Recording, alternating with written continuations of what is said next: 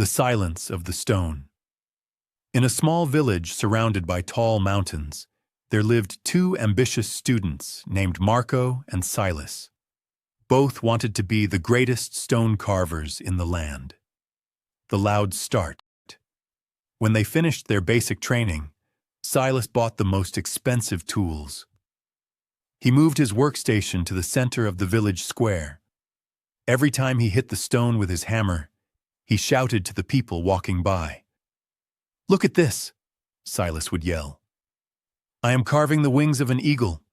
It will be the most beautiful bird you have ever seen." The villagers cheered. Silas spent half of his day carving and the other half talking about how great he was. He loved the attention. He loved the noise. The disappearance Marco, however, did something strange. He bought a simple hammer and a chisel, and then he moved to a small, lonely hut deep in the forest. He told no one his plans. He didn't invite anyone to watch him work. Months passed. People forgot about Marco. In the village, Silas was still talking, but because he spent so much time talking, his eagle was messy. He rushed his work to show the crowds. He focused on the praise, not the craft. The quiet season. In the forest, Marco lived in total silence. This was his quiet season. It was not easy. Some days he felt lonely. Other days he accidentally broke the stone and had to start over. Because he had no one to cheer for him, he had to find the strength inside himself.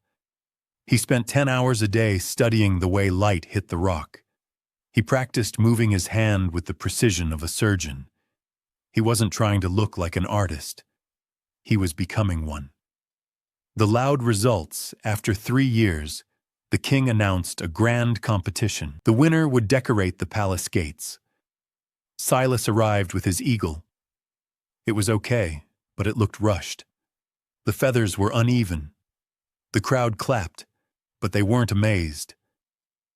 Then a wagon arrived from the forest. Marco stepped out. He looked tired, but his eyes were bright. When he pulled the cover off his work, the entire village stopped breathing. He hadn't carved an eagle. He had carved a statue of a mother holding a child. It looked so real that people thought it might start breathing. The detail was incredible. You could see the tiny lines on the hands and the soft folds of the clothes. The king stood up and whispered, "I have never seen such perfection. Marco, where have you been? Why did we not hear about this?" Marco replied simply, "A tree grows in silence, but when it is fully grown, it provides shade for everyone. I didn't want you to hear my hammer. I wanted you to see my heart." The village square, once filled with Silas's loud talking, was now filled with the loud beauty of Marco's results.